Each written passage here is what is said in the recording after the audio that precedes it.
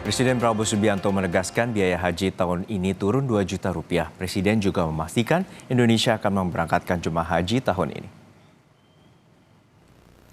Presiden Prabowo mengumpulkan pejabat negara dalam rapat kerja pemerintah di Istana Kepresidenan Jakarta.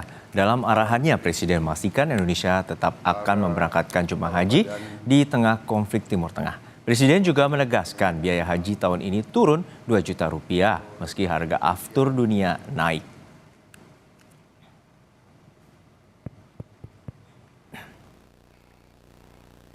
Kita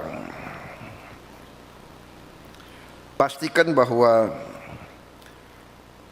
biaya haji tahun 2026 kita turunkan harganya sekitar 2 juta rupiah.